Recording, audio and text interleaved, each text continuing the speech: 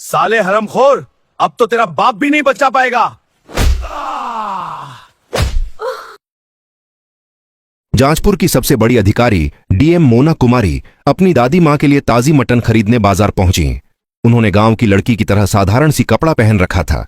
उन्हें देखकर कोई भी अंदाजा नहीं लगा सकता था कि यह कोई आम नागरिक नहीं बल्कि शहर की सबसे बड़ी डीएम है। मोना एक छोटी सी मटन की दुकान पर रुकी जिसे लगभग 45 साल का करीम चाचा चला रहे थे। मोना ने धीरे से कहा, चाचा, मुझे 1 किलो मटन दे दीजिए। इतनी सी बात होते ही एक सफेद रंग की पुलिस जीप दुकान के पास आकर रुकी। उससे उतरने वाला व्यक्ति था थाना इंचार्ज इंस्पेक्टर विवेक आहूजा। इंस्पेक्टर विवेक ने उतरते ही रौब से कहा, ओ करीम, मेरे लिए 2 किलो मटन पैक कर, जल्दी कर। करीम चाचा ने कहा, सर बस 2 मिनट रुक जाइए, मैं पहले मैडम को दे दूं, फिर आपको भी तुरंत दे देता हूं। यह सुनते ही इंस्पेक्टर विवेक का पारा 7वें आसमान पर चढ़ गया। उसने गुस्से में चिल्लाते हुए कहा, क्या कहा? मुझे 2 मिनट रुकना पड़ेगा? तेरे बाप का नौकर हूं क्या मैं? क्या मैं तुझे दिख नहीं रहा? मैं कौन हूं? भूल गया क्या? अभी चाहूं तो तेरी दुकान पर ताला लगवा दूं, इसलिए ज्यादा जबान मत चला। जल्दी से पहले मुझे दे, फिर किसी और को देना, समझा? इंस्पेक्टर की यह अहंकारी बातें मोना खड़े खड़े सुन रही थीं। वह ध्यान से देख रही थीं कि इंस्पेक्टर दुकानदार से बदतमीजी कर रहा है, गालियां दे रहा है और अपनी शक्ति का गलत इस्तेमाल कर रहा है। मोना बीच में बोल पड़ी, सर, आप बाद में आए हैं तो आपको थोड़ा रुकना होगा। मैं पहले आई हूँ, मुझे पहले लेने दीजिए, फिर आप भी ले लीजिएगा। इसमें कौन सी बड़ी बात है? इंस्पेक्टर विवेक मोना की तरफ देखकर गुस्से में बोला, अबे गब्बार लड़की, तुझे दिख नहीं रहा मैं कौन हूं? मैं इंस्पेक्टर हूं यहां का, समझी? मैं जो कहता हूं वही होता है। तू मेरे सामने ज्यादा जबान मत चला। तू जानती नहीं मैं कौन हूं। अभी इतना मारूंगा कि घर तक चलकर नहीं जा पाएगी और मेरे से जबान चला रही है। इंस्पेक्टर ने आगे कहा, देखो, तुम पहले आई हो या कोई और आए, मुझे कोई फर्क नहीं पड़ता। मुझे बस पहले चाहिए। मुझे बहुत काम है, तो यहां मेरा दिमाग मत खराब कर। चुप रह, समझी? फिर इंस्पेक्टर करीम चाचा की तरफ देखकर बोला, और तू क्या देख रहा है बे? जल्दी से मटन पैक कर। मोना अंदर ही अंदर आंखों में गुस्सा दबाए खड़ी थीं, मगर उन्होंने कुछ नहीं कहा। करीम चाचा डर के मारे पहले इंस्पेक्टर को मटन पैक करके दे दिया। इंस्पेक्टर मटन लेकर जीप में बैठने ही लगा कि करीम चाचा ने हिम्मत करके कहा, इंस्पेक्टर साहब, आपने मटन के पैसे नहीं दिए, प्लीज पैसे दे दीजिए। ज्यादा नहीं, सिर्फ 550 रुपये हुए हैं। यह सुनते ही इंस्पेक्टर गुस्से से बोला, अबे साले, तुझे समझ नहीं आता? तू मुझसे पैसे मांगेगा? मैं यहाँ का इंस्पेक्टर हूँ, समझा? जो मैं बोल रहा हूँ वही कर, वरना अभी तुझे जेल में डाल दूंगा, समझा? बेकार का तेरा परिवार तो भाड़ में जाएगा ही, ऊपर से तू जिंदगी भर जेल में सड़ेगा। तो इसी में तेरी भलाई है कि मुझे फ्री में मटन दिया कर। और हाँ, कल भी मैं आऊंगा, क्योंकि कल मेरे घर रिश्तेदार आ रहे हैं। कल मुझे ज्यादा मटन चाहिए, पहले से ही तैयार रखना, वरना इतना मारूंगा तू सोच भी नहीं सकता। ये बोलकर इंस्पेक्टर जीप में बैठ के चला गया। पास खड़ी मोना इंस्पेक्टर की बदतमीजी और उसकी गलत हरकत को देखकर भी कुछ न कर सकी। वह अंदर से दृढ़ संकल्प ले चुकी थी, मगर अभी कुछ नहीं बोली। कुछ देर चुप रहने के बाद मोना ने करीम चाचा से कहा, चाचा, यह इंस्पेक्टर आपको मटन के पैसे नहीं देता। ऐसे तो आपको बहुत नुकसान हो गया। क्या वह आपसे ऐसे ही मटन लेकर जाता है, कभी पैसे नहीं देता क्या? करीम चाचा ने कहा, हाँ बेटी, ये इंस्पेक्टर कई बार मेरे से मटन लेकर गया है, लेकिन कभी भी पैसे नहीं देता। अगर मैं कुछ कहता हूं तो मुझे धमकाता है, कहता है कि तेरी दुकान उठवा दूंगा, तुझे जेल में डाल दूंगा, तेरा परिवार बर्बाद कर दूंगा। ऐसी ऐसी धमकियां देता है कि मैं कुछ बोल ही नहीं पाता। वैसे बेटी, आप इन बातों को छोड़िए, यह लीजिए आपकी मटन। इस पर डीएम मोना ने गंभीर स्वर में कहा, नहीं चाचा, अब छोड़ना नहीं है। इस इंस्पेक्टर को अब अपनी वर्दी छोड़नी पड़ेगी। उसने न जाने कितने लोगों को लूटा है और आगे भी लूटता रहेगा। किसी को भी यह अधिकार नहीं कि वह किसी गरीब पर अत्याचार करे या जुल्म ढाए। यह कानूनी अपराध है और यह इंस्पेक्टर अपनी वर्दी का गलत इस्तेमाल कर रहा है। अब मैं इसे इसके कर्मों का फल दूंगी, इसे निलंबित, सस्पेंड करवाऊंगी और इसकी औकात दिखाऊंगी। यह सुनकर करीम चाचा घबरा गए। उन्होंने कहा, देखिए बेटी, यह थाने का इंस्पेक्टर है, कुछ भी कर सकता है। अगर आप इसके खिलाफ जाएंगी तो हो सकता है कि उल्टा आप पर ही कोई बड़ा मामला डाल दे। ऐसे लोगों से उलझना ठीक नहीं है, रहने दीजिए, इनका हिसाब तो ऊपर वाला ही करेगा। मोना शांत लेकिन दृढ़ स्वर में बोली, हाँ, ऊपर वाला तो है ही, लेकिन मैं कोई साधारण लड़की नहीं हूँ। मैं इस शहर की सबसे बड़ी अधिकारी डीएम मोना कुमारी हूँ। मैं जब चाहूँ इस इंस्पेक्टर को निलंबित करवा सकती हूँ। मैंने इसे पहले कभी नहीं देखा, इसलिए अब तक यह बचा हुआ था, लेकिन अब नहीं बचेगा। यह जो कर रहा है बहुत गलत कर रहा है, गरीबों पर अत्याचार कर रहा है। कल जब आप दुकान पर रहेंगे मैं भी आपके साथ रहूंगी। उस इंस्पेक्टर की सारी करतूत कैमरे में रिकॉर्ड करूंगी ताकि हमारे पास सबूत हो और आपको भी गवाही देनी पड़ेगी। मैं इस मामले को कोर्ट तक लेकर जाऊंगी और इसे निलंबित करवाऊंगी। कल मैं इसी समय से पहले आपके पास आ जाऊंगी और यहीं बैठूंगी। फिर देखते हैं वही इंस्पेक्टर कैसे बिना पैसे दिए मटन लेकर जाता है। अभी मेरी मटन दीजिए और यह लीजिए 1650 रुपये मेरे और उस इंस्पेक्टर दोनों की मटन के लिए। करीम चाचा चौंक कर बोले, आप उसके पैसे क्यों दे रही हैं बेटी? रहने दीजिए, आप अपने पैसे दीजिए, उसका मैं देख लूंगा। मोना मुस्कुराकर बोली, देखो चाचा, मैं तुम्हें उसके पैसे इसलिए दे रही हूँ ताकि तुम्हें नुकसान न हो। रख लीजिए, काम आएंगे। यह कहकर मोना ने पैसे दिए और घर चली गईं। उन्होंने अगले दिन का बेसब्री से इंतजार किया।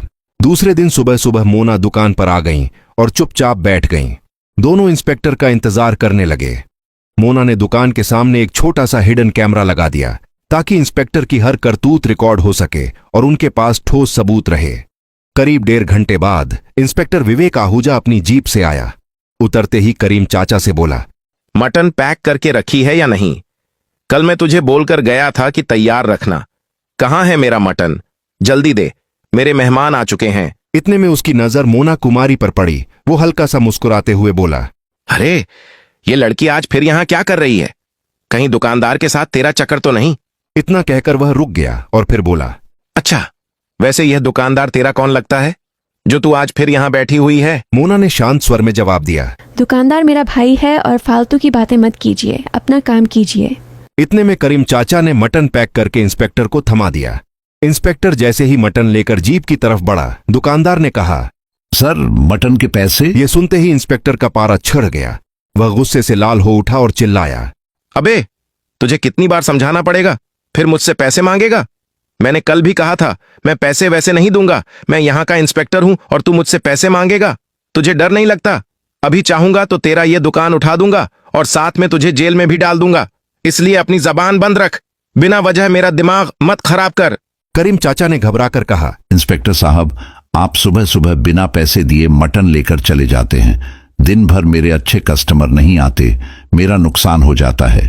प्लीज कम से कम आधे पैसे तो दे दीजिए। रोज ऐसा करेंगे तो मेरा घर कैसे चलेगा?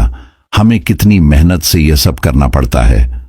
हमारे पेट पर चोट कर रहे हैं साहब, प्लीज पैसे दे दीजिए। इतना सुनते ही इंस्पेक्टर और भी गरमाया। उसने झट से करीम चाचा के गाल पर थप्पड़ दे मारा और गुस्से में बोला, तुझे अक्ल नहीं है क्या? कितनी बार समझाऊं कि मुझसे बहस मत किया कर, मेरा समय बर्बाद कर रहा है। मेरे घर में मेहमान हैं और तू यहां मेरा मूड खराब कर रहा है। मैं तुम्हें कभी पैसे नहीं दूंगा, चाहे तू कितना भी बोले। अगली बार ऐसा कुछ कहा तो मैं इतना मारूंगा कि तेरे हाथ पैर तक नहीं बचेंगे। यह देखकर मोना कुमारी खुद पर काबू न रख सकीं। वह गुस्से से चिल्लाईं, इंस्पेक्टर साहब, आपको पैसे देने ही पड़ेंगे। आप यहाँ मटन लेकर जा रहे हैं। मटन फ्री में नहीं मिलती, इसे खरीद कर लाना पड़ता है। इससे दुकानदार का नुकसान होता है। आप धमकाकर वर्दी के दम पर लेकर चले जाते हैं और कभी पैसे नहीं देते। यह कानून का उल्लंघन है। वर्दी पहनकर खुद को कानून का रक्षक समझना कहीं आपको यह हक नहीं देता। जनता के साथ ऐसा व्यवहार नहीं होना चाहिए। इंस्पेक्टर का गुस्सा और भड़क उठा। वह अचानक मोना के चेहरे पर भी एक थप्पड़ जड़ दिया और गुस्से में बोला, तू खुद को क्या समझती है? मुझसे जबान लड़ाती है। तू मुझे जानती नहीं, तेरी अक्ल ठिकाने नहीं है क्या? मेरे से पंगा मत ले, वरना मैं ऐसा मारूंगा कि तू घर तक चलकर नहीं जा पाएगी। और हाँ, ये दुकान तेरा नहीं है तो यहां दिमाग मत लगाया कर। हमारे बीच में मत बोल, वरना फिर थप्पड़ पड़ेगा, समझी? चुप से खड़ी रह। मोना मन ही मन सोच रही थी, अब तो ये इंस्पेक्टर बचने लायक नहीं है। कैमरे में सारी रिकॉर्डिंग हो रही है। इंस्पेक्टर जो भी कर रहा है सब कुछ लोगों के सामने आएगा और उसे इस तरह बेनकाब करूंगी कि वह शर्म के मारे मुंह तक नहीं दिखा पाएगा और सस्पेंड तो होगा ही। वह इंस्पेक्टर की ओर देखकर बोली, देखिए इंस्पेक्टर साहब, आप अपनी हद में रहें। यह एक आम जनता की दुकान है और आप यहाँ मुफ्त में सामान नहीं ले सकते। आपको पैसे देने होंगे। कहीं भी कानून में यह नहीं लिखा कि आप अधिकारी होने के नाते किसी दुकान से बिना पैसे के सामान ले सकते हैं। आप गरीबों के पेट पर लात मार रहे हैं। यह अन्याय है और किसी भी तरह से स्वीकार्य नहीं है। करीम चाचा चुपचाप खड़े रहे, कुछ बोल नहीं पाए। फिर इंस्पेक्टर ने करीम चाचा की तरफ देखा और धमकाते हुए कहा, अब समझा यह कौन है बे? और यहां मुझसे जबान लड़ा रही है। तुझे डर नहीं लगता? तू यहां से भाग ले, वरना इसके साथ साथ तू भी जेल जाएगा, समझा? इतना कहकर इंस्पेक्टर मटन हाथ में लेकर जीप पर बैठ गया और तेजी से चला गया। इंस्पेक्टर के जाने के बाद मोना ने कहा, अब वह सीसीटीवी कैमरा निकाल लीजिए। करीम चाचा ने कैमरा निकाल दिया। मोना ने कहा, कल मैं इस मामले को कोर्ट तक लेकर जाऊंगी। आज का काम यह है कि मैं ऑफिस जाऊंगी और एसएसपी मैडम से बात करके इस इंस्पेक्टर को सस्पेंड की तैयारी करूंगी। आप गवाही के लिए तैयार रहिए। ठीक है, मैं अभी चलती हूँ। करीम चाचा ने कहा, हाँ बेटी, ठीक है। जब आप कॉल करेंगी मैं आ जाऊंगा गवाही देने के लिए। आप बेफिक्र रहिए, मैं आपके साथ खड़ा हूं। सानवी सीधे ऑफिस पहुंची। ऑफिस पहुंचकर उन्होंने वीडियो रिकॉर्डिंग देखी। मन ही मन उनका गुस्सा और बढ़ गया। उन्होंने तुरंत एसएसपी ऑफिस में कॉल किया और एसएसपी मैडम प्रिया सिंह को डीएम ऑफिस बुलाया। कुछ ही मिनटों में प्रिया सिंह डीएम ऑफिस पहुंच गईं। मोना ने दुकान पर हुई सारी घटनाएं प्रिया सिंह को बताईं। यह सुनकर प्रिया भी क्रोधित हो गईं। मोना ने वीडियो रिकॉर्डिंग दिखाई। दुकान पर हुई सारी वारदात कैमरे में रिकॉर्ड थी। यह देखकर प्रिया सिंह बोलीं, ये तो इंस्पेक्टर ने बहुत गलत किया है। इस दुकानदार के साथ इतना गलत व्यवहार, और इतना ही नहीं, इन्होंने एक महिला अधिकारी पर भी हाथ उठाया। ये कानूनी अपराध है। किसी लड़की पर हाथ उठाना कानून के खिलाफ है। मैंने कभी नहीं सोचा था कि हमारे थाने में ऐसे इंस्पेक्टर होंगे, वरना मैंने इसे कब का सस्पेंड कर दिया होता। खैर, आपने सही किया कि आपने सबूत इकट्ठा किए हैं। अब मैं इसे सस्पेंड कराऊंगी। प्रिया सिंह ने आदेश दिया और एक इंस्पेक्टर को यह रिपोर्ट तैयार करने का निर्देश दिया। उन्होंने कहा कि निलंबन, सस्पेंशन का लेटर और शिकायत का प्रपत्र तुरंत तैयार किया जाए। मोना ने कहा, ठीक है, पर अभी आप इंस्पेक्टर के खिलाफ तुरंत रिपोर्ट और सस्पेंड का लेटर तैयार कर दीजिए। कल ही मैं इस मामले को कोर्ट तक ले जाऊंगी और उसे पूरे शहर के सामने सस्पेंड करवाऊंगी। प्रिया सिंह ने आश्वस्त स्वर में कहा, हाँ ठीक है। यह कहकर उन्होंने तुरंत कार्यवाही शुरू करवा दी और इंस्पेक्टर विवेक आहूजा के खिलाफ रिपोर्ट तैयार करवाई। दूसरे दिन यह मामला कोर्ट तक पहुंच गया। अगले दिन सुबह से ही कोर्ट में भीड़ लगी थी। पूरे शहर में चर्चा थी कि आज उस इंस्पेक्टर का केस है जिसने एक गरीब दुकानदार और डीएम मोना कुमारी के साथ बदसलूकी की थी। कोर्ट के बाहर मीडिया वाले कैमरे लिए खड़े थे और अंदर सब अपनी अपनी जगह ले रहे थे। जज साहब भी आ चुके थे। मोना कुमारी सादा कुर्ता पहनकर अपने वकील के साथ आईं। उनका चेहरा शांत था, लेकिन आंखों में गुस्सा और हिम्मत दोनों दिख रहे थे। करीम चाचा भी वहीं थे, जिन्होंने सब देखा था। थोड़ा डर तो था, पर अब वह सच्चाई बोलने के लिए तैयार थे। उधर इंस्पेक्टर विवेक आहूजा, जो पहले बहुत रौब में घूमता था, आज कोर्ट में सर झुकाए बैठा था। चेहरे पर घबराहट साफ नजर आ रही थी। जज ने कहा, आज हम यह तय करेंगे कि इंस्पेक्टर ने वाकई अपने पद का गलत इस्तेमाल किया या नहीं, और अगर किया है तो उसे क्या सजा दी जाए। फिर केस शुरू हुआ। सबसे पहले सरकारी वकील ने वह सीसीटीवी वीडियो दिखाया जो मोना ने दुकान से निकलवाया था। वीडियो कोर्ट की बड़ी स्क्रीन पर चला। सब खामोश होकर देखने लगे। वीडियो में साफ दिख रहा था, इंस्पेक्टर दुकानदार से मटन लिया, पैसे नहीं दिए, फिर गुस्से में धमकाने लगा। जब मोना ने टोक दिया तो उसने उसे भी डांट दिया और हाथ उठाया। वीडियो खत्म हुआ तो कोर्ट में सन्नाटा छा गया। जज ने गहरी सांस ली और बोले, जो देखा गया है वह बहुत गंभीर है। अब मोना कुमारी को गवाह के तौर पर बुलाया गया। मोना ने शांत आवाज में कहा, माननीय जज साहब, मैंने सब अपनी आंखों से देखा। इंस्पेक्टर ने न सिर्फ दुकानदार को धमकाया, बल्कि मुझ पर भी हाथ उठाया। अगर ऐसे अफसरों को नहीं रोका गया तो आम जनता पर अत्याचार बढ़ते रहेंगे। इसके बाद करीम चाचा की बारी आई। वह थोड़ा कांपते हुए बोले, साहब, मैं गरीब आदमी हूं। उस दिन बस यही कहा था कि पैसे दे दीजिए, तो उसने गुस्से में थप्पड़ मार दिया। डर के मारे कुछ नहीं बोला, लेकिन जब मैडम ने वीडियो निकाल लिया तो हिम्मत आई। विपक्ष पक्ष ने कहा, माननीय जज साहब, यह मामला सिर्फ एक थप्पड़ का नहीं है। यह मामला सत्ता के दुरुपयोग का है। जिसने कानून की रक्षा करनी थी वही कानून तोड़ बैठा।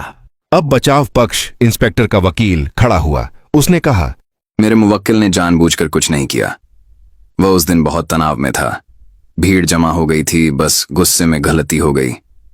इसे अपराध नहीं कहा जा सकता। जज ने बीच में रोककर पूछा, क्या गुस्सा आने पर कोई भी इंस्पेक्टर किसी को थप्पड़ मार सकता है? क्या कानून का रखवाला ही कानून तोड़ेगा? बचाव वकील चुप हो गया। अभियोजन ने फिर से सीसीटीवी की फोरेंसिक रिपोर्ट दिखाई। रिपोर्ट में लिखा था कि वीडियो असली है, उसमें कोई एडिटिंग नहीं है। साथ ही मेडिकल रिपोर्ट में रामू काका की चोट का जिक्र भी था। अब अदालत में फैसला सुनाने का वक्त आ गया था। जज ने कहा, अदालत के सामने सारे सबूत साफ हैं। इंस्पेक्टर विवेक आहूजा ने अपने पद का दुरुपयोग किया है।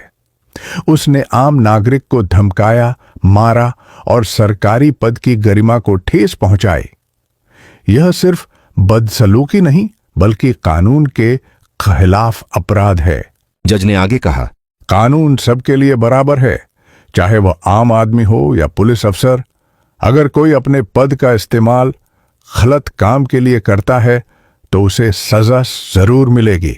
इसके बाद उन्होंने आदेश सुनाया, इंस्पेक्टर विवेक आहूजा को उसके पद से तुरंत सस्पेंड किया जाता है। साथ ही अदालत उसे 3 साल की कैद और जुर्माना सुनाती है। विभाग को आदेश है कि उसे हिरासत में लेकर जेल भेजा जाए और उसके खिलाफ आगे भी जांच जारी रखी जाए। यह सुनते ही कोर्ट हॉल में सन्नाटा छा गया। इंस्पेक्टर का चेहरा उतर गया। पुलिस के 2 सिपाही आगे आए। उन्होंने उसे हथकड़ी लगाई। मोना कुमारी ने नीचे झुकी आंखों से राहत की सांस ली। करीम चाचा की आंखों में आंसू थे, लेकिन वह खुशी के आंसू थे। बाहर मीडिया ने मोना से पूछा, मैडम अब आप क्या कहेंगी? मोना बोली, मैं बस इतना कहना चाहती हूँ कि अब किसी गरीब को डरने की ज़रूरत नहीं है। कानून सबके लिए एक जैसा है। अगर कोई अधिकारी गलत करेगा तो उसके खिलाफ भी कार्यवाही होगी। एसएसपी प्रिया सिंह भी बाहर आईं और बोलीं, आज हमने साबित कर दिया कि पुलिस सिर्फ वर्दी नहीं, जिम्मेदारी भी है। शहर में यह खबर आग की तरह फैल गई। लोगों ने कहा कि अब सिस्टम में भी कुछ लोग हैं जो सच के साथ खड़े हैं। तो कोर्ट का फैसला उस दिन सिर्फ एक आदमी के लिए नहीं बल्कि पूरे शहर के लिए मिसाल बन गया। सानवी कपूर और करीम चाचा दोनों के चेहरे पर सुकून था, क्योंकि उन्होंने डर के खिलाफ लड़कर न्याय पाया था। तो दोस्तों, ये थी आज की कहानी। जिंदगी हमें हमेशा कुछ न कुछ सिखाती रहती है। भैद्य किले की तरह सीना ताने खड़ी थी। यह केवल एक बैंक नहीं बल्कि देश की अर्थव्यवस्था की धड़कन था। सोमवार की सुबह ठीक 2:30 बजे बैंक के मैनेजिंग डायरेक्टर निखिल थापर अपने आलीशान केबिन में बैठकर गर्म कॉफी का आनंद ले रहे थे, लेकिन उन्हें जरा भी अंदाजा नहीं था कि अगले ही पल उनकी जिंदगी में भूचाल आने वाला है। बैंक में सब कुछ सामान्य था। कैश काउंटर्स पर नोटों की गड्डियों की सरसराहट थी और ऐसी की धीमी आवाज गूंज रही थी। घड़ी की सुई जैसे ही 10:04 पर पहुंची, अचानक पूरे बैंक में एक अजीब सा सन्नाटा छा गया, जैसे किसी ने चलती हुई फिल्म को पॉज कर दिया हो।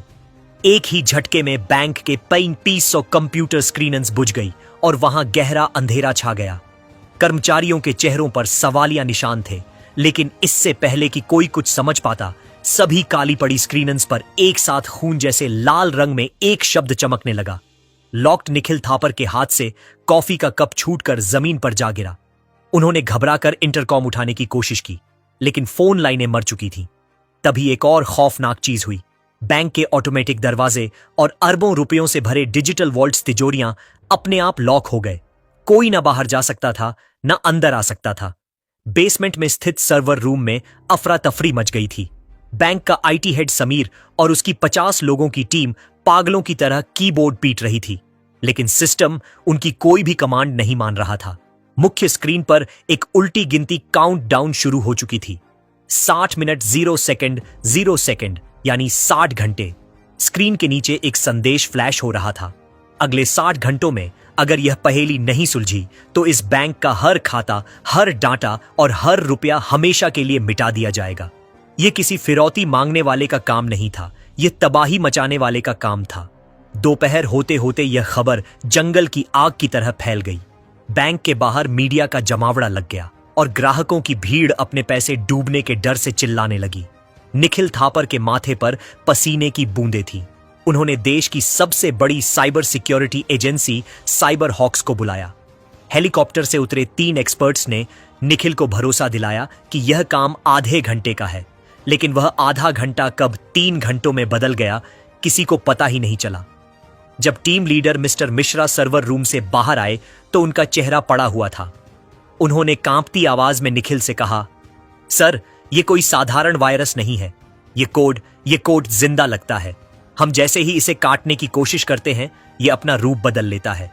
हमने दुनिया के सबसे महंगे है तो उसे भी रफा दफा किया जाएगा। हमें बस समाधान चाहिए। अभी इसी वक्त यह ऐलान होते ही पूरे देश में सनसनी फैल गई। हर न्यूज चैनल पर ब्रेकिंग न्यूज चल रही थी। 11 करोड़ का इनाम कौन बचाएगा? बैंक सोशल मीडिया पर यह खबर आग की तरह वायरल हो गई। हजारों लोगों ने अपने लैपटॉप खोल लिए, लेकिन बैंक का सर्वर एक लोहे की दीवार बनकर खड़ा रहा। स्क्रीन पर वही चिढ़ाने वाला मैसेज आता, नाइस ट्राई, बट नो कोशिश अच्छी थी, पर नहीं। इधर दिल्ली की चकाचौंध से मीलों दूर एक तंग और बदबूदार गली में टीन की छत वाली एक छोटी सी खोली में एक अलग ही कहानी शुरू हो रही थी। उस अंधेरे कमरे में कबाड़ से उठाए गए कंप्यूटर पार्ट्स का ढेर लगा था। वहां बैठा था 15 साल का सोनू, दुबला पतला शरीर, बिखरे बाल और फटे हुए कपड़े। वह एक हाथ से वड़ा पांव खा रहा था और उसकी नजरें सामने चल रहे एक पुराने टीवी पर थीं, जहां निखिल था, पर इनाम की घोषणा कर रहे थे। सोनू ने खाना छोड़ दिया। उसकी आंखों में एक अजीब सी चमक आ गई, जैसे किसी शिकारी को अपना शिकार मिल गया हो। उसने अपने टूटे हुए लैपटॉप की स्क्रीन पर नजर डाली, जहां हरे रंग के कोड तेजी से चल रहे थे। उसने धीरे से मुस्कुराते हुए कहा, इन सूट बूट वालों को लगता है कि सिस्टम को ताकत से तोड़ा जा सकता है। बेवकूफ। सोनू ने अपनी उंगलियां कीबोर्ड पर रखी। उसकी टाइपिंग की स्पीड इतनी तेज थी कि उंगलियां दिखाई भी नहीं दे रही थीं। उसने बैंक के सर्वर का एक चोर रास्ता बैकडोर चेक किया। उसकी स्क्रीन पर भी वही लॉक्ड मैसेज आया, जिसने दुनिया के बड़े बड़े इंजीनियरों को डरा रखा था। लेकिन सोनू डरा नहीं। उसने अपनी जेब से एक पुरानी घिसी हुई पेन ड्राइव निकाली और उसे लैपटॉप में लगा दिया। चलो देखते हैं मिस्टर हैकर, तुम कितने होशियार हो। सोनू बुदबुदाया और सीधा मेन सर्वर टर्मिनल की ओर बढ़ा और कुर्सी खींचकर बैठ गया। उसने अपना पुराना लैपटॉप वहां मौजूद सुपर कंप्यूटर से कनेक्ट किया। मिस्टर मिश्रा चिल्लाए, ए लड़के, छूना मत उसे। अगर एक भी गलत की स्ट्रोक लगा तो टाइमर और तेज हो जाएगा। सोनू ने पलटकर मिश्रा को देखा और अपनी शांत लेकिन भारी आवाज में कहा, अंकल, अगर शोर मचाने से सिस्टम खुलता तो अब तक आप लोग खोल चुके होते। अब मुझे मेरा काम करने दीजिए। कमरे में सन्नाटा पसर गया। सोनू ने आंखें बंद की, एक गहरी सांस ली और कीबोर्ड पर हाथ रख दिया। जैसे ही उसकी उंगलियां चली, स्क्रीन पर चल रहे कोड का रंग बदलने लगा। जो कोड पहले लाल था वह धीरे धीरे पीला होने लगा। सोनू की स्पीड इतनी तेज थी कि देखने वालों की पलकें झपकना भूल गई। यह पॉलीमॉर्फिक कोड नहीं है, सोनू ने टाइप करते हुए कहा। यह एक मिरर ट्रैप है। आप लोग बाहर से हमला रोकने की कोशिश कर रहे थे, लेकिन यह हमला बाहर से हो ही नहीं रहा। निखिल थापर हैरान होकर आगे झुके। क्या मतलब? हमला बाहर से नहीं हो रहा? सोनू ने एंटर की जोर से दबाई और स्क्रीन पर एक नक्शा खुल गया। सर, हैकर ने सिस्टम को ऐसे डिजाइन किया है कि हमें लगे हमला विदेश से हो रहा है, लेकिन सिग्नल का सोर्स इसी बिल्डिंग के अंदर से आ रहा है। यह सुनते ही पुलिस कमिश्नर और निखिल के पैरों तले जमीन खिसक गई। बिल्डिंग के अंदर? लेकिन यह कैसे मुमकिन है? सर्वर रूम सील है। तभी अचानक स्क्रीन पर चल रहा टाइमर, जो 50 घंटे दिखा रहा था, एकदम से बदलकर 1 घंटा पर आ गया। यानी अब 60 घंटे नहीं, सिर्फ 1 घंटा बचा था। सिस्टम ने सोनू की चालाकी पकड़ ली थी। स्पीकर से एक मशीनी और डरावनी आवाज गूंजी। बहुत अच्छे छोटे उस्ताद, तुमने मेरा पता तो लगा लिया, लेकिन अब खेल का नियम बदल गया है। तुम्हारे पास सिर्फ 60 मिनट जा रही थी। सोनू उस केबिन के दरवाजे के पास रुक गया। कमांडो ने लात मारकर दरवाजा खोला। सबको लगा था कि अंदर कोई खतरनाक हैकर अपने दर्जनों कंप्यूटरों के साथ बैठा होगा, लेकिन अंदर का नजारा देख सबके होश उड़ गए। केबिन खाली था, वहां कोई इंसान नहीं था। कमरे के बीचों बीच एक पुरानी टेबल पर केवल एक छोटा सा काला बॉक्स रखा था, जिसमें से नीली बत्तियां जल बुझ रही थीं। यह एक क्वांटम राउटर था, जो बैंक के मेन सर्वर से सीधे जुड़ा हुआ था। यह क्या है? निखिल ने चिल्लाकर पूछा। सोनू ने शांत स्वर में कहा, यह वह दिमाग है सर, जो आपके पूरे बैंक को निगल रहा है। यह कोई इंसान नहीं, बल्कि एक ऑटोनॉमस EIEI प्रोग्राम है, जिसे इस बॉक्स के जरिए अंदर प्लांट किया गया था। तभी उस अंधेरे कमरे में लगी एक पुरानी मॉनिटर स्क्रीन अचानक जल उठी। उस पर एक चेहरा उभरा, जिसे देखकर निखिल थापर के पसीने छूट गए। वह चेहरा बैंक के ही पूर्व IT हेड डॉक्टर मिश्रा का था, जिनकी 2 साल पहले एक रहस्यमयी एक्सीडेंट में मौत हो गई थी। स्क्रीन से आवाज आई, निखिल थापर, मैंने कहा था कि एक दिन तुम अपनी लालच की कीमत चुकाओगे। तुमने मेरे बनाए सुरक्षा